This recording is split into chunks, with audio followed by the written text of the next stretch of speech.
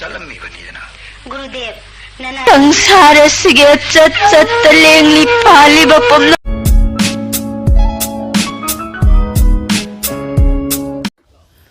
Hello everyone, ma'am पुनमक के channel दा तराम नोक्चरी अदो ngasi लकी पूजा नि अदुना मैम पुनमक हैप्पी लकी पूजा अदुगा लोइनना ngasi आई लाई खुरमगे अदु लोरगा ngasi मानदोपता प्रोग्राम से लई अदुदो मैम दा मथंग मथंग कमाय कमाय तोबदो उलागे बको ये ngasi ma'am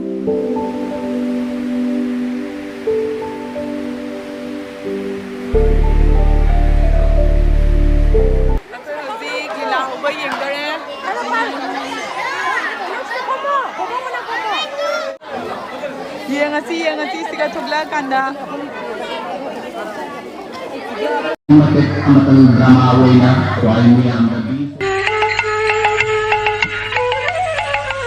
Krishnananda ima ngasidi hakjang ase onthokna ngamdre ibungo ngasidi hak lairik tamba chatpa do to ima thinbi ba ngamoi dore ngamoi ima ngasi chalhaudrabadi imana bana para hen kini hogolo ima hogoloi mi hai mata numi thakle yengo ima numi thore ese udra adu buibungo ngasi di ma hakjang ase yamna ngamdre haibani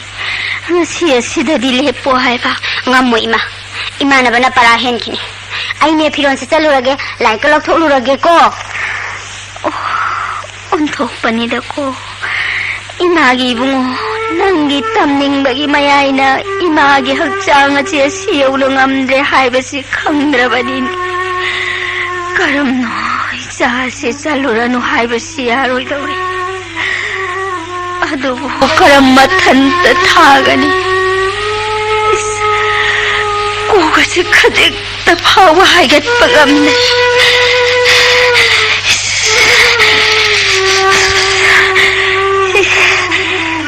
ning thamleba isana thorlaga guru ginakta thinbiro haiduna amuk khairarani kari upai tawani mapama mayamba malaiduna mabu thinbigani hainingai su leiti chatluranu haiba su yaroi dauri kari upai tawani he bhagavan हे दयामोह नंदी जगत संसार सिगे चत लेंगली पालिबा पुम्नमक की करतानी हाय नहीं पुम्नमक पुखंग बनी पुम्नमक पु बनी हे प्रभु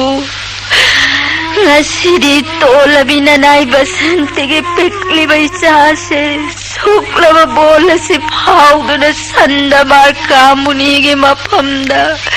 lairik tamba thaba taramani he jagat so nangdi sanbi haibani tola tara punamak ke bapuni tolabina nagi sabu bongi sakai khudong theba kayagi khuttagi kanbiu ko he prabhu na hoji phaba hogatribra aibu thinbira roi hariro imagi krishna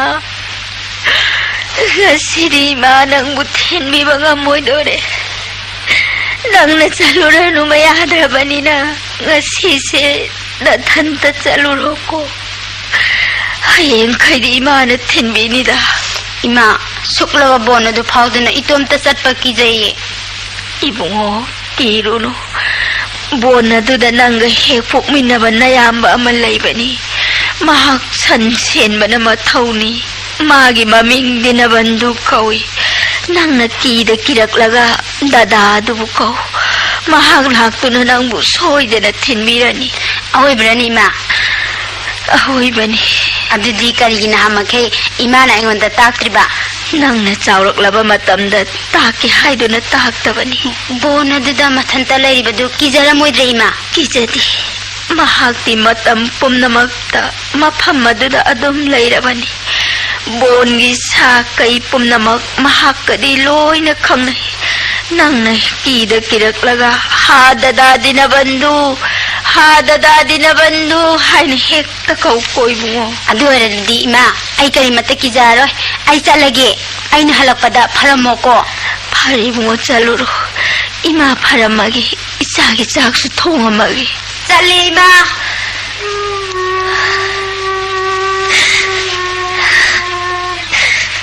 ꯆꯠꯈ꯭ꯔꯕꯅꯤꯅꯦꯁꯦ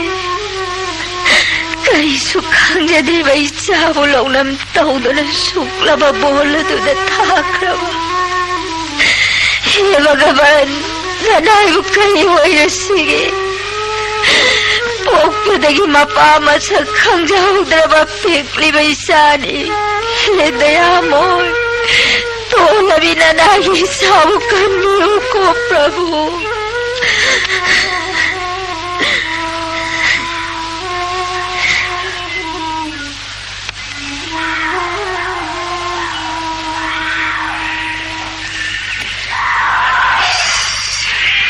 ꯕꯣꯅꯁꯤꯗꯤ ꯀꯅꯥꯁꯨ ꯎꯗꯦꯅ ꯏꯃꯥꯅꯗꯤ ꯑꯩ ꯗꯗꯥ ꯗꯤꯅꯕꯟꯗꯨ ꯀꯧꯕ ꯑꯃ ꯃꯐꯝ ꯑꯁꯤꯗ ꯁꯟ ꯆꯦꯟꯗꯨꯅ ꯂꯩ ꯃꯐꯝ ꯑꯁꯤꯗꯗꯤ ꯁꯟꯁꯨ ꯑꯃꯠꯇ ꯂꯩꯇꯦ ꯁꯥ ꯀꯩ ꯎꯆꯦꯛ ꯀꯌꯥꯒꯤ ꯈꯣꯟꯖꯦꯜ ꯅꯠꯇꯅ ꯀꯔꯤꯃꯠꯇꯁꯨ ꯇꯥꯗꯦ ꯑꯩ ꯌꯥꯝꯅ ꯀꯤꯖꯔꯦ ꯀꯗꯥꯏꯗꯅꯣ ꯗꯗꯥ ꯗꯤꯅꯕꯟꯗꯨꯁꯨ ꯎꯗꯦ ꯃꯐꯝ ꯑꯁꯤꯗꯒꯤ ꯌꯥꯝꯅ ꯂꯥꯞꯅ ꯁꯟ ꯆꯦꯟꯕ ꯆꯠꯈ꯭ꯔꯕ ꯖꯥꯠꯂ ꯑꯩ ꯌꯥꯝꯅ ꯀꯤꯖꯔꯦ ꯀꯧꯗꯨꯅ ꯅꯣꯡꯃꯇꯁꯨ ꯃꯁꯛ ꯑꯩꯒꯤ ꯈꯣꯟꯖꯦꯜꯁꯨ ꯃꯁꯛ ꯑꯗꯨꯕꯨ ꯀꯧꯗꯨꯅꯗꯤ ꯌꯦꯡꯂꯒ ꯗꯗꯥ ꯗꯤꯅꯕꯟꯗꯨ ꯗꯗꯥ ꯗꯤꯅꯕꯟꯗꯨ ꯅꯍꯥꯛꯄꯨ ꯀꯗꯥꯏꯗ ꯂꯩꯕꯒꯦ ꯑꯩ ꯌꯥꯝꯅ ꯀꯤꯖꯔꯦ ꯅꯅꯥꯎꯅ ꯀꯧꯕꯁꯦ ꯇꯥꯔꯕꯗꯤ ꯑꯃꯨꯛꯇ ꯈꯨꯝꯕꯤꯔꯛꯑꯣ ꯀꯅꯥꯁꯨ ꯈꯨꯝꯂꯛꯇꯦ ꯇꯥꯗꯗꯨꯅ ꯇꯧꯔꯤꯕ꯭ꯔꯥ ꯅꯠꯇ꯭ꯔꯒ ꯃꯁꯥ ꯉꯝꯗꯗꯨꯅ ꯂꯩꯔꯕ ꯏꯃꯥꯗ ꯒꯨꯔꯨꯒꯤ ꯅꯥꯛꯇ ꯊꯤꯟꯕꯤꯅꯕ ꯇꯣꯏꯅ ꯉꯪꯕ ꯑꯗꯨꯗ ꯑꯩꯕꯨ ꯆꯠꯈꯤꯅꯕ ꯍꯥꯏꯗꯨꯅ ꯂꯩꯁꯨ ꯂꯩꯇꯕ ꯕꯣꯟ ꯑꯁꯤꯗ ꯑꯩꯒꯤ ꯗꯗꯥ ꯑꯃ ꯂꯩ ꯍꯥꯏꯖꯤꯜꯂꯛꯂꯕ꯭ꯔꯅꯤ ꯑꯗꯨ ꯑꯣꯏꯔꯕꯗꯤ ꯑꯩꯗꯤ ꯏꯊꯟꯇ ꯕꯣꯟ ꯑꯁꯤ ꯂꯥꯟꯗꯨꯅ ꯀꯔꯝꯅ ꯆꯠꯀꯅꯤ ꯗꯗꯥ ꯗꯤꯅꯕꯟꯗꯨ ꯗꯗꯥ ꯅꯅꯥꯎ ꯀꯤꯕꯅ ꯈꯣꯡ ꯊꯥꯡꯕ ꯊꯣꯛꯇꯔꯦ ꯅꯅꯥꯎ ꯌꯥꯝꯅ ꯀꯤꯖꯔꯦ ꯗꯗꯥ ꯅꯪꯕꯨ ꯀꯗꯥꯏꯗ ꯂꯩꯕꯒꯦ ꯀꯔꯤꯅꯣ ꯑꯩꯒꯤ ꯍꯛꯆꯥꯡ ꯑꯁꯤꯅ ꯑꯁꯨꯛ ꯌꯥꯝꯅ ꯅꯤꯛꯂꯤꯕꯁꯤꯕꯨ ꯏꯃꯥ ꯏꯃꯥ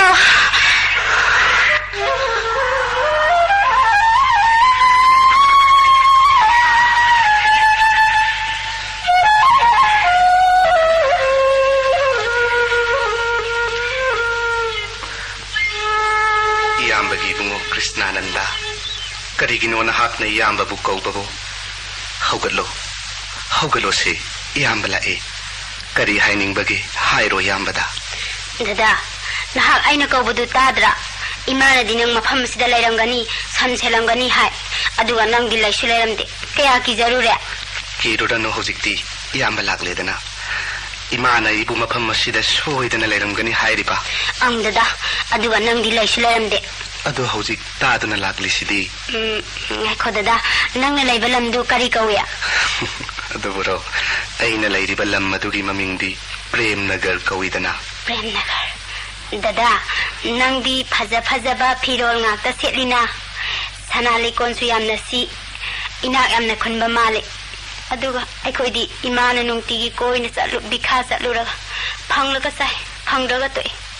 ꯗꯗꯥ ꯅꯪꯁꯨ ꯌꯥꯝꯅ ꯐꯠꯇꯦꯕꯣ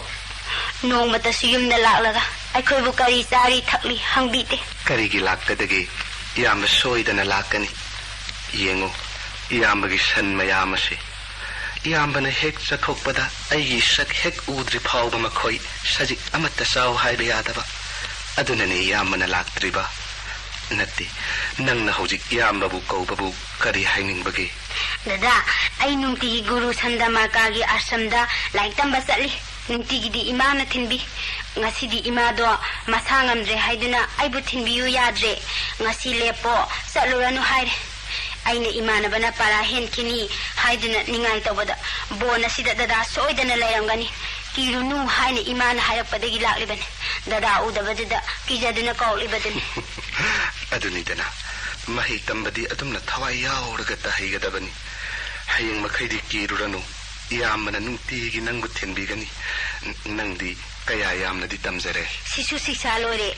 makha tamnaba lairikti imana se laitri haiduna laibidri ꯐꯔꯦ ꯅꯪꯒꯤ ꯇꯝꯅꯕ ꯂꯥꯏꯔꯤꯛꯇꯨꯁꯨ ꯌꯥꯝꯅ ꯄꯤꯔꯅꯤ ꯃꯗꯨꯒꯤꯗꯃꯛ ꯋꯥꯔꯨꯔꯅꯨ ꯑꯩꯅ ꯅꯨꯡꯇꯤꯒꯤ ꯅꯪꯕꯨ ꯃꯐꯝ ꯑꯁꯤꯗ ꯉꯥꯏꯒꯅꯤ ꯑꯗꯨꯒ ꯊꯤꯟꯕꯤꯒꯅꯤ ꯀꯔꯤꯃꯠꯇ ꯀꯤꯔꯨꯔꯅꯨꯀꯣ ꯍꯌꯦꯡꯗꯒꯤꯗꯤ ꯅꯊꯟꯇ ꯂꯥꯛꯑꯣ 이마부 와할로라누 짤로 이암박이 망 타로 틴비람라게 세 크리스타난다 낭기라리 카이버도 세 부자크로 마두다 വ്യാകरण वेद शास्त्र나 징박이 니티 नियम 수나 야오르바니 이암만 땀나람박이니 망한가누 이암나 파발라릭니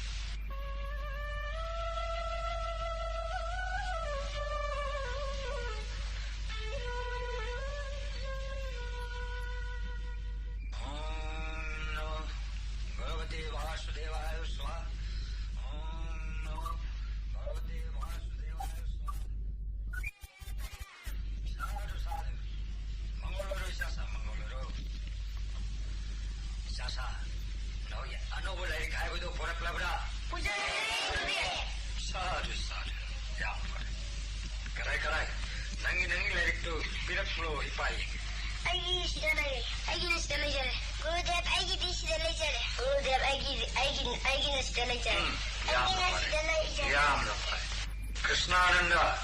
कराई नंगी दी परक तरबरा पुजारी गुरुदेव साधु साधु बच्चे कृष्णा मसीदी याम न फबुलेरी मिला वेद शास्त्र व्याकरण चिंबक्यागी नीति नियम सुन यावरी मसीदी नंग कराई लगी फंगया मानी नंग पोक्पा ढोंगमा साज न थंबीरम बोइरी नंग पोक्पा बाबा आदुदी वेद शास्त्र व्याकरण की नीति नियम सिद्धि ऑन्टोन कुप नाई करब ब्राह्मणी अदुनबु विद्यानगर सिदा बहुमा चाजाइन ममिंग चलम्मी बनीना गुरुदेव नना आइगी लाइक असिदी आइगी बाबाना थंबीरम बनत्ते कृष्ण हायोदुदी नहांग अशुक फब लाइक सिबु करायगी फंगलपना नना आइगी दिना बंधु को इयाम्बा अमा लैजै महाक्न पिबिरकपने कृष्णानंद अहानबा नंगी इमान नंगु परक्तुना लाइक तंबा यहन बियो हाइब निमित अदुददी नंगी कनामत्त लैजदे नदोम पोकपुनी नंगी बाबासु नंग ताइबंग मिरोन खंगद्रिङैदा लैखिद्रे हाइब नत्रने होय नंगी सागै नातैगी नयाम सिंह परमतारे महाक्ति करायदे लै मांगोंडबु असिगुम लाइरिक लेरम खिगद्रा महाक्ति बोंद संसेंदुना अदुम ले महाक्ना संसेंबा अदुदा तमनद्रदुना अङोंदा पिथोक्लबजाने अनिगा सोबु नते गुरुदेव असिमा खक्ता महाक्ना तमनरमबगी लैरमबने फरे अदुदी चासा अनौबा अटोप्पा लाइरिक तंबा मुक हौगदोरेबनिना हयेंग गुरुवार सगुन सेन निमित असिदगी मखा मुक तंबा हौरसी मसिगिदी पारा सत्थरनुसी फगनी गुरुदेव खुरुमदरी फरे नखोय म्याम हल्लोको मंगलोयु सासा मंगलोयु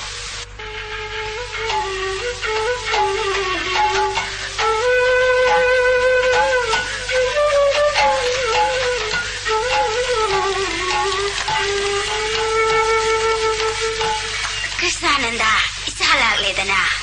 इसा वारेनी लाओ इमाना चाक लोइदे चाक चारोस लाओ इमा नंग हाइबाय खगी दादादीना बंधुदो बोंदा लैरमी महाक्ना आइबुने ममांग थादुना गुरुगी आश्रमदा थिनबी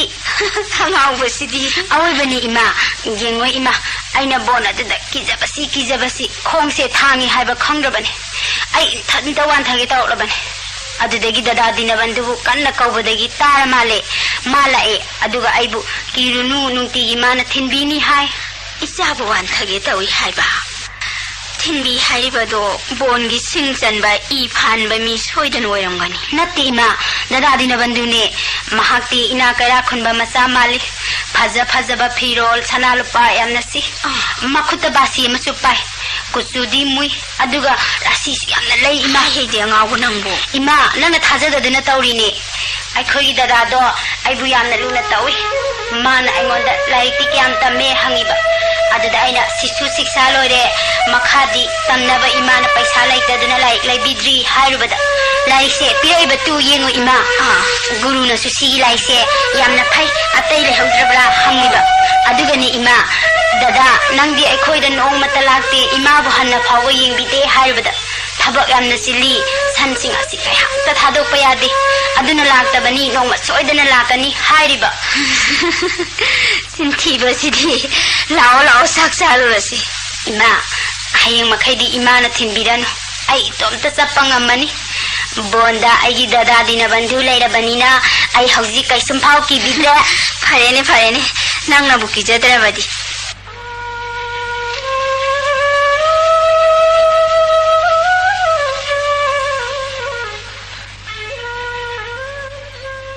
Ichasa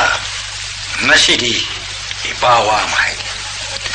nakoi punamak monna tau ko handak lakadoriba Purnima numit asida lay khidraba aigi lai guru singh adugi damakta lai da usop amatang kat ke haina ningi aduna masida nang ngamba kari pangnagani ipada aduk hayudana Gurudev nana aina tiang ngamjarage nana aina gi thom kai ngamjare aina awasya mai mana masing ngamjagani Gurudev nana aina sing hekta ngamjarage Krishnananda Nangi marupapang punamak mana ngamgadaba loina haina kare nangi dikkari ngambani ipada aduk hayudana Gurudev nana aigi imadi laibini aina hauji asi ngamge haijaramlaga horel imaduna piba ngamdrabadi guru da dos langsin bagum thokadra ki jai Gurudev sadhu Krishnananda aina nangbu wakhal leiba angang me haina lowe achumbani tabak kudimak wakhal lingbagi matau legadab mi thawin sinna phattaba thabak tawrabadi madu wakhal lingdaba mi gi matau phare sasa nakoi punamak yawroko thangani Gurudev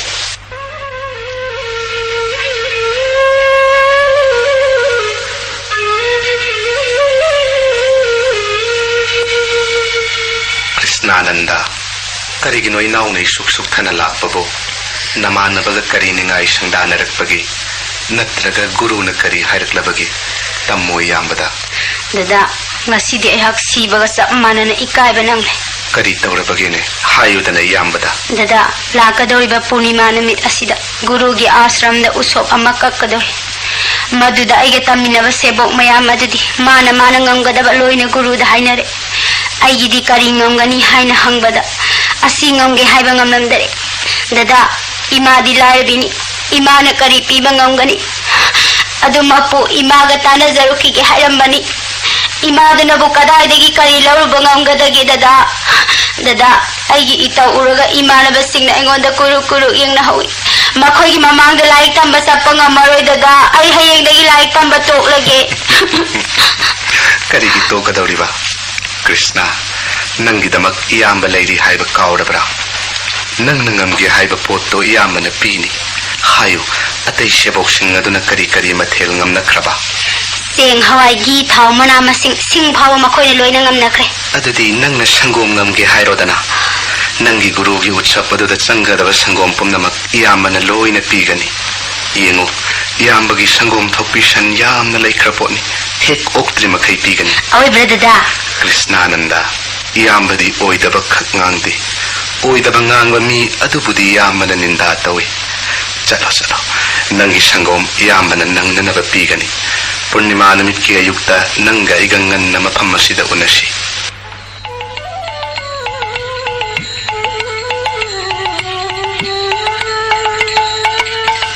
karon noisa sangom duri hosik phawu yorokpedana angang mawar thajaruriba ai mupangmani suramgadrau hai ontokpanida hojikpu hana thiyo busnatana kadai sangom thiruni imanama brahman muni rishi kayagi mamangda sangsi sibetare dako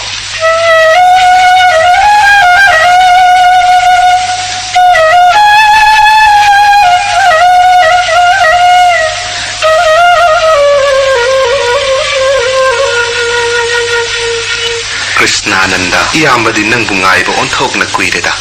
dada aigi sangom haibdudi kada सिदा लेरे नंगी संगोम ददा करीनो नंगना तौरिबसिबो अदुक चाबो Usopp अमगी संगोम बसिरा ददा आई लायरबा लुखाबी मचानी हाइदुना नंगना सुलगनरिब्रा कृष्णानंद आई लाइबक्से ओंथोकना सुथीख्रेदको ददा नंगना ngambiroi लेरबदी करीगी आइबु गुरुदा संगोम मंगे हायनबिरिबनो कृष्णानंद साउखिनु इयाम्बगी वाताको नंगी गुरुदा पिकलब संगोम पात्र सि पियु नुमित अदुदा चंगदब संगोम दो सोइदना फंगनी यामना चावरबा पात्र खरदा संगोम से खरा खरा हाइजिल्लगा फी अंगौबा सेंगबा मममना कुपलगा ngaihaktang thong lonsinदुना थमु पात्र सिंगदो सोइदना पिक पिक थन्न लेरमगनी सोइद्रबा ददा अइबु थाजौ कृष्णानंद अइबु थाजबना नंगी याई फबो ओइगनी चलो नंग संगोम पुरकलरोइद्रा हाइदना गुरुना नुंसा थीना ngairamlagani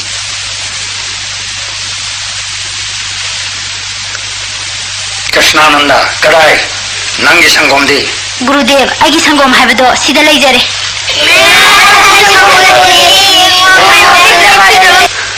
करीनो नंगना तौरिबसे आइबु लंगरिब्रा असु मियाम पंगदोरिबो उसोपी संगोम पिक्रो पात्र सिदा पुरक्तुन लाइबा आइबो नंग गुरु सिद्धोइदबगी ना साप फंगेरा गुरुदेव ननाइबु ngapiyo संगोम असि ननाइगी इयाम दिना बंधु हाइबा दुना पिबिरकपने महांगना सोइदना कोनागनी हाइना ताकपिरे अदुगु कोई छुपिया वारन हेंगा पिक्रो पात्र सिदा याव संगोमना असुक्या मियाम से करमना कोनगदोरिबनो ताबियो गुरुदेव ननाइगी इयामना असुमना ताकपिरे उसोप असिगी संगदव संगोम अदु लोइना चनबा पात्र खरदा संगोम असी खरा खरा हाइजिल्लगा फी अंगौबा असेंगबा अमममना कुपसिल्लगा का अमदा थोंग लनसिंदुना मतंग खरा थमु सोइदना पात्र अदो पिक पिक थन्ना यारंगनी मसी मतंग हाने येंबिखो गुरुदेव मधुना करिगंबा सोइबा थोकलबदी गुरुना पिबिबा साप ननाइना फंगजरगी साधु साधु अदु करमना थाजिगनी फरे अदुमक पुयेन बतारे ससा कृष्णानंद की वासे न कुछ तारेदना हायरी वासमक याम थुना पांथोक्सी इसिंग सिंग याव पात्र सिंग अदो कासे पुसु हो थम या संगम सिंह से आई हाइरगे को या पियंगो सिंग दुना कुपसल मत फारे कासे थोंगलोन जलसिको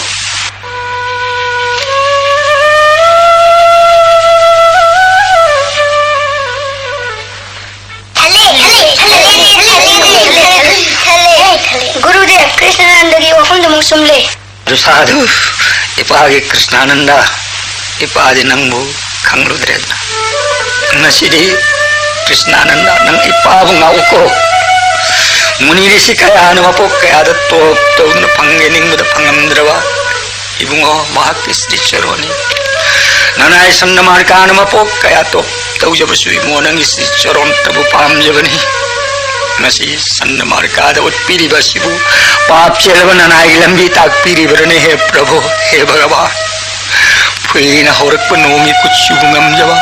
खुट्ट संग चक्र गदा पद्म पायबा ख्वांग सना फिगे कुंजान लेतेंबा कोक्तवाहों मट्टू की चुरा थोनबा हे दिन दयामय ननाया परार ngakpiuko गुरुदेव हौजिकते आइना हाइजबा चुमलबनिना आइबु साप तौबिरनुको कृष्णानंद करिगी इचाबु साप तौरुगदगे येमय नसिदी इपाइसा sak chaminagani nang wari sanagadaba yamna laikre aduna nak mayami marakta saba yaururanuko Phagni Gurudev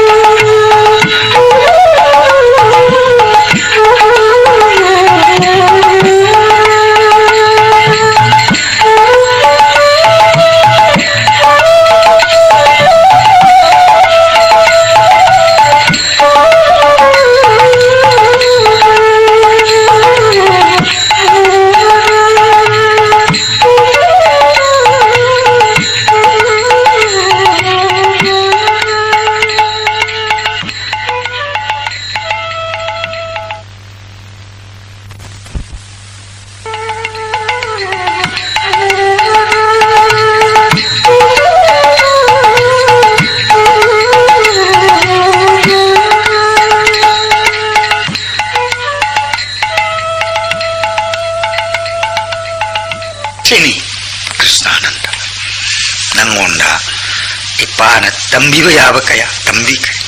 ngaksu haiba yaba kaya haire aduna ngasidi guru dakina pa Gurudev asuk koi base ipa sunangonda nongmata dakina kaplo haide dana Gurudev nanai bu kari dakina ka chau haibage nanai imadi lairabi lukhabini sana lupa leijade imana nomagi koina niruraga phanglakpa adu tana chara tamjabani nanai gi thawai manga asina tana kari leijade ni Gurudev nanai bu ngakpiyu Gurudev Krishnananda hogalo ne ngasidi nak dakina piram dana chatkiba sukya yaro aduga simaga khang ina nigedoriba dakina ase nangi leitaba pot khakni roi nangi areiba pot ne sana lupa mani mukta pamde koi padi Gurudev nanai gi leijaba pot oirabadi singnaba leitana kacharage nanai gi thawai simak oirabasu kacharage takpiro Gurudev Krishnananda nang soidana pigani waso Saitya kauba laina khangsanu Gurudev na saki nanai gi araiba bu oirabadi soidana kacharage ipa pele Krishnananda matam mamada ipana nangu lairaba kana leijadabani haina khalami adabu nasidi nangu laiba phaba nangu dan leiba jagat amu leiram maroi dod banarada muni rishi kaya namapo kaya top tauna phangge tarmada phangamdrabalan ado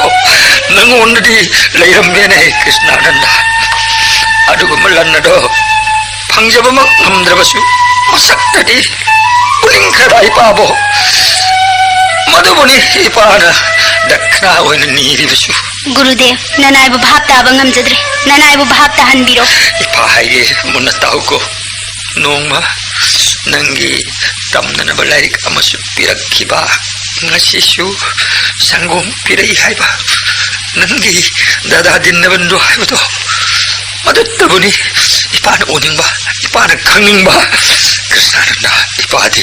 nangi nayamado uninge ipad amuk tuwalugama Gurudev adugi damakta oirabadi wabiranu aina dadadi da banduga Gurudev ga soidana unahangani adubu Gurudev mahak asida lao haibadi yagadaba mande madi bonda sansenduna ayamba matamda lay aduna mahak thabak yamna sile sansing adu mahak nang ayaktang thadokpada sajik mana amatta saw haiba yade aduga Gurudev akhoi dadadi na bandudo basi khongba yamna hai mahak na basi khongbada mahak ki sansing ado manakta loide heta chensilai sanbu khomjanba adu Gurudev bonda salaga maga hekta unarurasira Krishnananda salasi haujamak nakina yamado oning muna pungin salai tabang amak lao Krishnananda salasi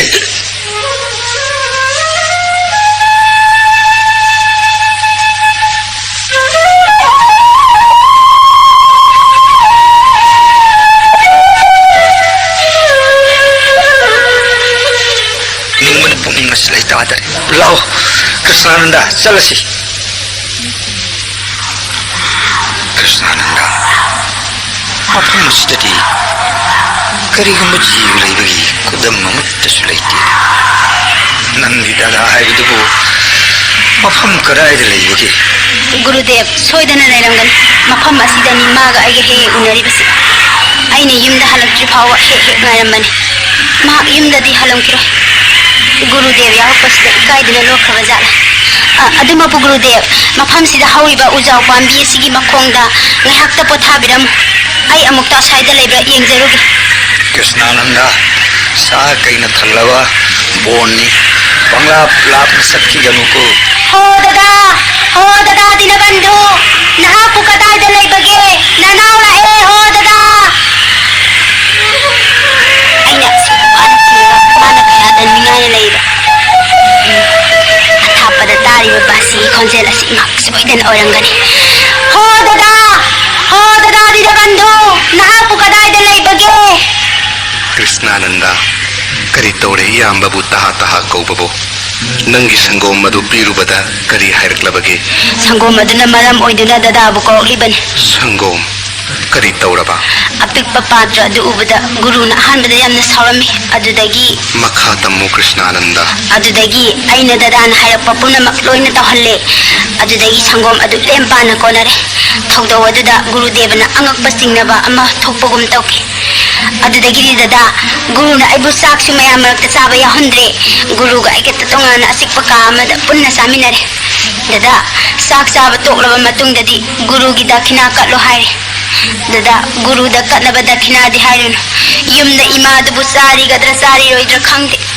aidi guru ga hawraba mathel kaya sare da ko khalubada sakto sakhom ani dagi hena hupangam khidabane dada nanaudi sana lupa kari leijadabana guru gi makhong ko laga kaptuna haijaki Krishnananda. Nang na iyamba bu hek hek kauthokliba karigino. Hayo.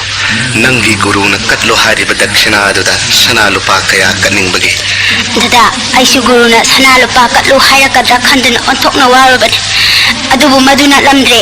guru na sana lupa pamde Sana lupa pamde haiba. ang dada guru na sana lupa pamde dada ga unahallu dada bu piyu haire adadagi aina guru da dada bu guru ga unahangani hairamle dada guru do waraduna uja omagi makhong da pothauri sasila o dada guru na ngai hauri Krishnananda. Iyambadi kadai dagi san sing nasi thadok tuna sarpa yagadagi. Aina hek thadok lambada san sing nasi isa isa ikragadabani. Iyamba sida leramge. Nangi guru do sida lau haruchu. ngamoi dada aina guru poralaga nahakna sanchen kre haiduna amaramda amu chathokhrabadi aina mu koi chithi bangamara lao dada sasila o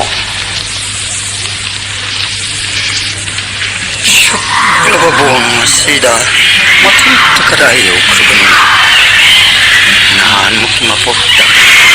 Kari kuila tawjarapana. Ay na mabu ichaw na kunjari. Pit lawa ngang magi macindagi parak bawahi po namang amrit masak mataw. Gurudev Gurudev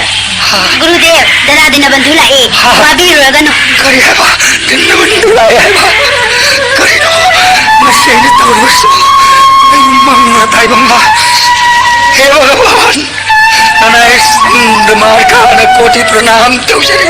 Nanay aparad nagpiw ko hai Prabhu. Hey receiver. Haugatlo. Hayo nahak kari pambagi. Haujikti Krishna ilaklera. Hey Prabhu. Hey Bhagavan. Hey dayamay. Nanay kariya pamalayjati. Muni risi kaya na top kaya tawdo na panggitaan mada pangamdravasi charon adut tabuni nanay na pamjaba. Mapong kuting na nanay tolab sandamar kabu charon ni nanay wenbiyo masitani nanay na ningjaba. Nang di jagat ki mapuni he dayamoy. Ngasi nanay sandamar kagi pap chela bataway aksang si mamanyaw ganay mo na kisri charon na katok charabani. Jala jala danilam darasita dalasilam karatala dritta sailam benu basira saram brajajana kulapalam kamini kelolam taruna tulasi malam nauni kapalamulam bande Krishna jagatpati dadagi makhong ko onduna tharo tharo onduna kapiba Gurudevana nangi dadagi makhong ko onduna kapi haiba Krishnananda makhoi ani mafam kadaida matau karamna unabagi ima da hayu ima yamna taningle ima Gurudevagi usokta kannaba sangom ado dada dina banduna yamna pikhaba patra amada pi patra do ubada Gurudevana yamna sauri sauman kiduna mangonda laknari bani haiduna angonda sap tawragi haire ima Gurudevagi michai aduda aiki jabana kho haksang se thak thakni mangle dana ima gi bungo hayo ima da guru na sap tawkhrabra tawkidi ima aina dada dina banduna harakpa do amukta yengbi kho karigumba soirabadi na chagi pran kachagi haije nangi dada dina banduna kari harakpa tamu ima da ima angakpa matawni angauba amamam na kopsilaga matam khara thonglan sinduna thame adudagidi ngahak leraga hangdoktuna yengluba matamdadi patrasing ado sangomna pepek thana yawami madu ubada Gurudeva do angakpa amaga loinana yamna harauki aduga ima saksu siklaba ka amada Gurudeva ga aikata samine sak toklagadi guruna aingonda aikhogi dada dina bandhubu dakina oina unahallu haire aisu unahange haidina bonda Gurudeva upure ima dada dina bandhubu hek uba Gurudeva do लेमाइदा थारो थारो ओंदुना कप्पीबा करिगिनो दुबो इमा हे भगवान नंगी करम्ब लीलानो अइना इसाबु कीदनबा हाइखिबा मिनम्मा वाही कयादुना sayang murti oina chongthokpiduna sumbani takpiraklabra he dayamoy tolabina naiba santige apradha pumnamak ngakpiyuko Krishnananda nangi dada dinabandhu bonda soidana lehawiko lehawi ima mahakti bonda sanchenduna adum leh adugani ima dadana lairiba khulladugi mamingdine premnagar kawi mahakti mathok thokna sinkrapone mahaki sansing ado mahaki masak ek udabada sajik mana amatta chade adudi chaloi bungo imagi mang thau ima hune nangi dadana lehoba mafam adu tana puro ima su amuk tunagi ima na bu unagi harabadi karigi ima na wana bonda chalugadage ai hekta dada bu lauruge ima yumda somnairam dada dinabandu soidana porake he saitya mahak chasi habi yadi yadasunu ai mahak su kauna roidam snananda mahana kaula basu sukhum khumbiro hayedi imagi Krishna nangi dada dinabandu ga kaidongai da sukhanaganu koibungo matam pumnamakta nangbu sembiba isorni khannuna lune chana ningjagadabani yasu soidana yarakani de ima dada dinabandu dine ai bo thokna luna tawkhraponi ima kanade ai chalage dada dinabandu bu lauruge chan chenba loidina mayumda chalamdina toklani ima nang chathoklamganu ko ima na chathoklamabadi dada na sauni kaino haksang asina hamchat hampoinariba phomda taw ko mi taw ribasibo khamangdana ningdon chonglibasina karigi isabu nitigi suklaba boladu lanbi tamnanaba lairikpi gurugi usokki sangompi pumnamak angangi mawani pangangangjabani khannuna nongmatasu thahoina tabirudi adubu isagi guru sandamarkana makhong konduna kappi hairibasina karamba maya oirigaba he bhagavan nangi lilabu taibang kanana khangba ngamgadagi jagat ki tola taraba jiva singbu phatraba hingsaba singi makhuttagi kanminabagi damag jog khudinga bataroi bai bungo nangbu kaudana ningjabadi atai amagi natte he Krishna पाप चेल बिना नाई दो हनबिरो गवाई बुंगो नंगी साथेक अहमगी मूर्ति दो हा Krishna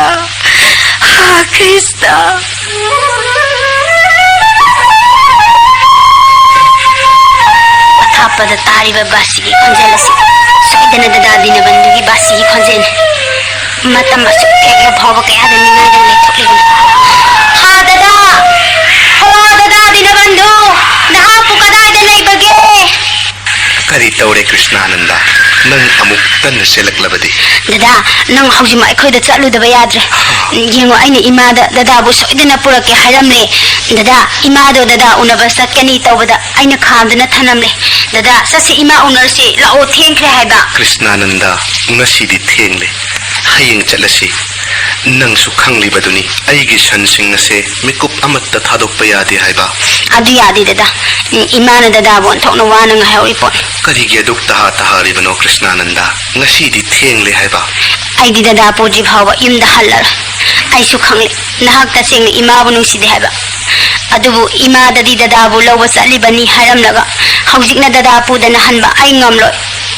dada gi prem nagar haiba khungang adada chalasi aisu dadagi na tung ilage Krishnananda nangbu chaka saraklabro sakri dada ai sak saru ado dada imani sabin norosi sasila o dada Krishnananda nahak na haiba khudingmak iyamana yarakli adubu ngasidi nahak hallo iyama nongma soidana lake imana unani haraga nangna chaningriba karigino nangdi nongma tasu lakte imabu suknung nungsidra male khangle dada nangna chasi yadrabadi ai hayengdagi laik tambasu chalaroi dada matung asida ai nangbu amuk thiraklaroi phare Krishnananda chatlo mang tharo chalasi इमाबु उनरुरसि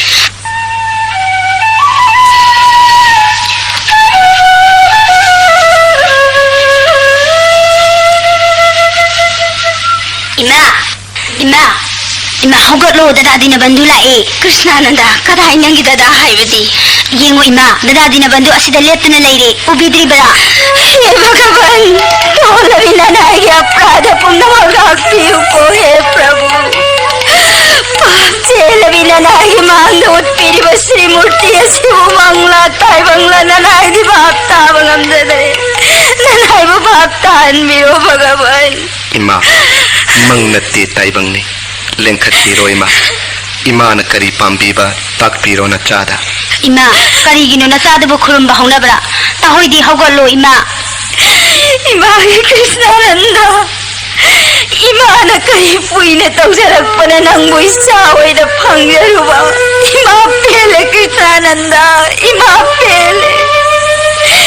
येगो नमांग लेप्लिबा फुइना औरकपनोंगी कुचु ngamjaba खुत्तबासी खांग सना फिगे कुंजान लेतेंबा कोक्तवा होंगी सुरान थोन बनंगी दादा दिन बंधु कनानो हाय बनंगी उजे पाव कंगे करीनो इमा न ताकपी बदुबो असिदा लेपी बसे आगे हेक पोमिनबा दादा दिन बंधु अदुने नत्ते कृष्णानंदा नत्ते इमा हाय मुन्न ताको मुनि ऋषि कया नमपोक कया तोप तौदना फंगे हाइना तानबदा फंगमदबा भगवान मागी मूर्ति अदो नमांग लेब्रिबा सिनिने कृष्णानंदा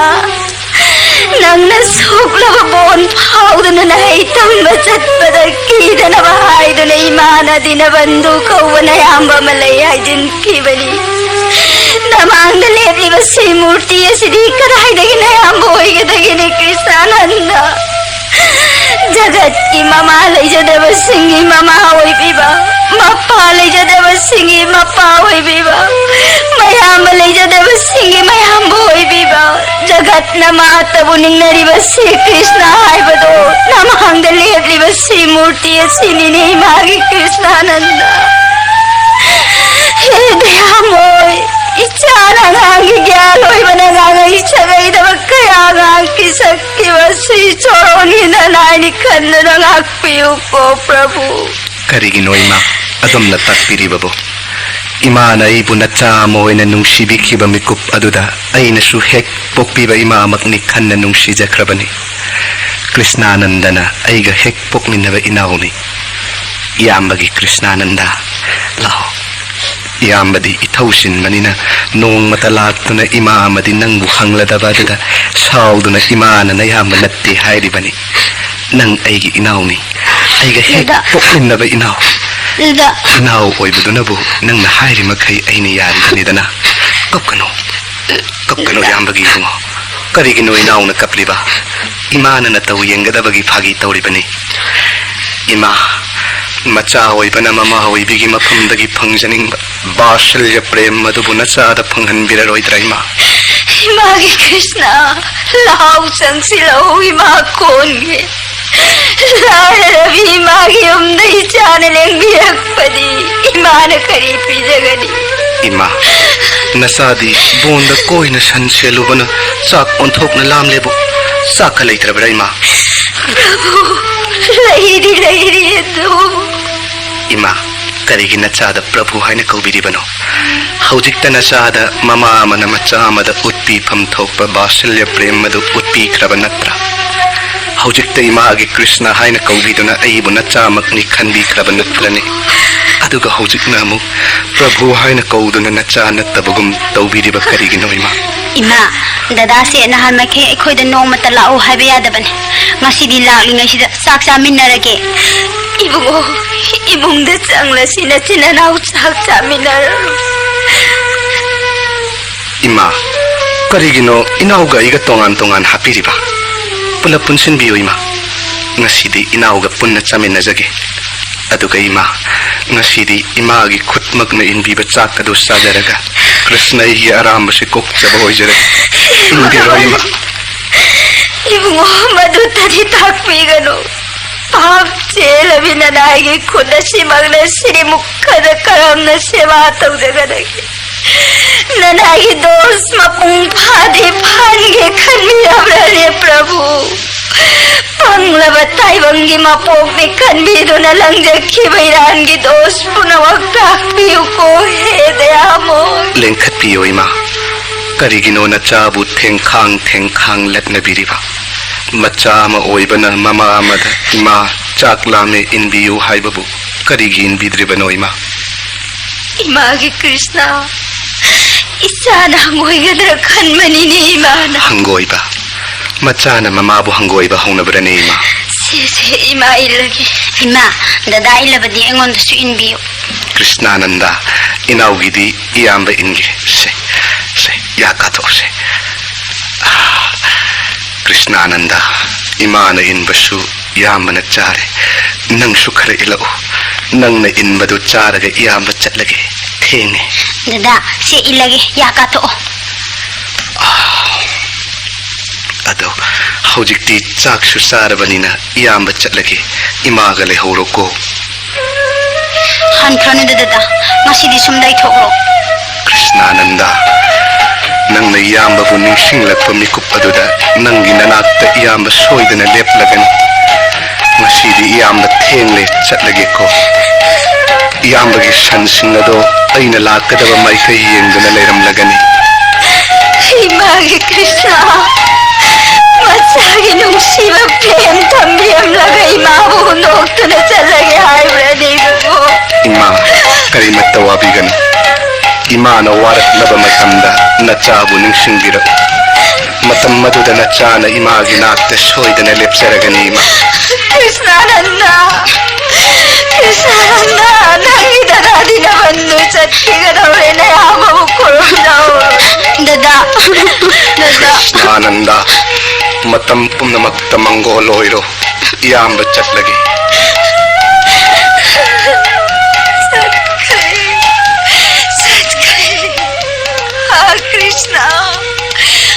कृष्णा हौजिक्ता इमा हाइना खुलेना कौबिरमलगा